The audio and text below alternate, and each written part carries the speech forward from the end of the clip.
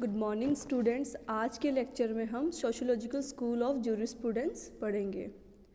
Sociology का subject matter society होता है। That means sociology is the study of society, human behaviour and social changes.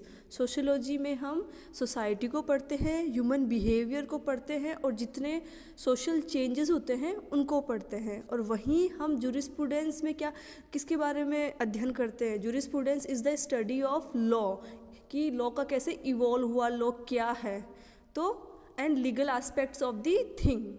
तो jurisprudence is the legal aspect of the thing and study of law, whereas sociology is the study of society, human behavior and social changes. The sociological school of jurisprudence advocates that the law and society are related to each other. Sociological school ये कहता है कि law and society they both are related to each other. This school argues that the law is a social phenomenon because it has a major impact on the society. Sociological school ये कहता है कि law एक social phenomenon है क्योंकि law का society पे बहुत इम्पैक्ट होता है.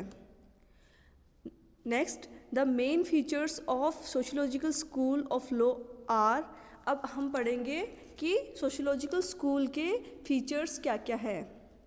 First, sociological school of law is emphasise more on the functional aspect of the law rather than इस abstract content.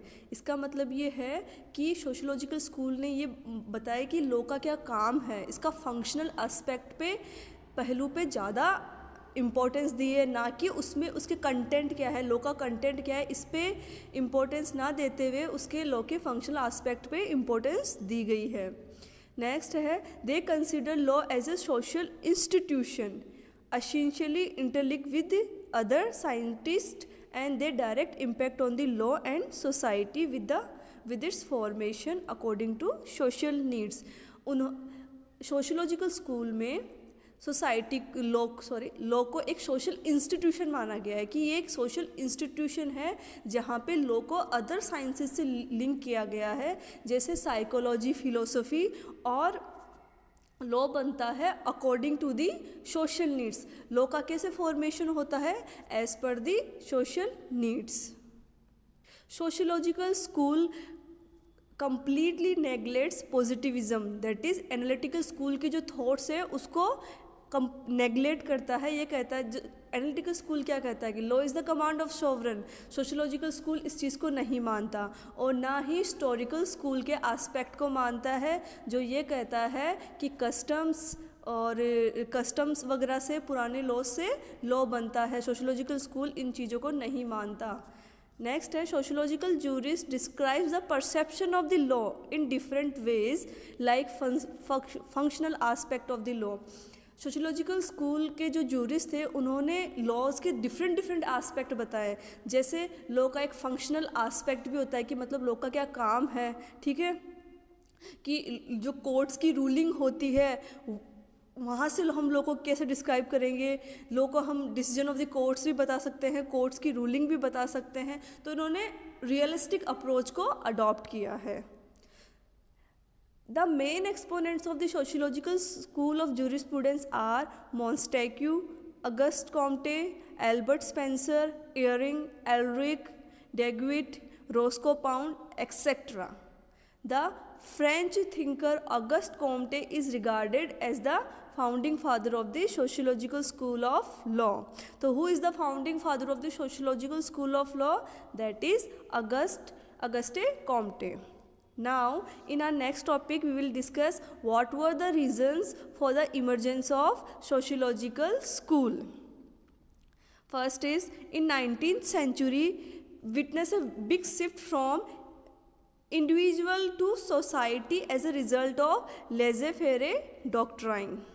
That means during 19th century doctrine of laissez-faire got lots of importance from people because people wanted lesser participation from the state. When it comes to the trade and other stuff, they wanted free trade and lots of freedom. Whenever they wanted to do some activities, and they wanted state to focus welfare activities like health, education, etc.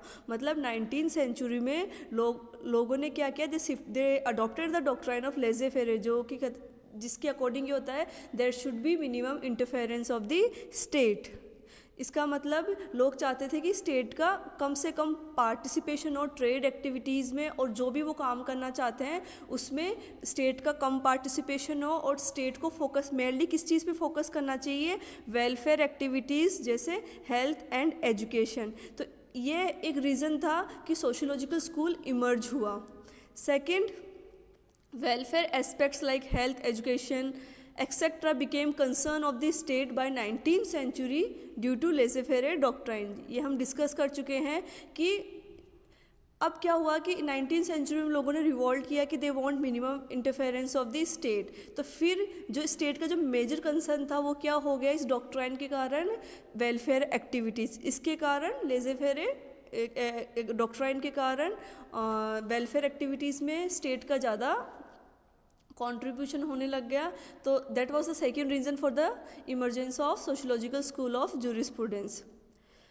And third is it was established as a reaction against too much theorizing in law, and by this time the shortcomings of purely formal analysis were being felt. That means कि जो law का जो theoretical aspect था उसमें बहुत ज़्यादा importance दिया जा रहा था, और उसके प्रैक्टिकल आस्पेक्ट को इग्नोर करके theoretical aspect of the law को बहुत फोकस मिल रहा था. तो दैट वाज द रीज़न कि द सोशियोलॉजिकल स्कूल इमर्ज हुआ कि focus on the functional aspect of the law rather than its theoretical aspects. So that's all for today. Thank you.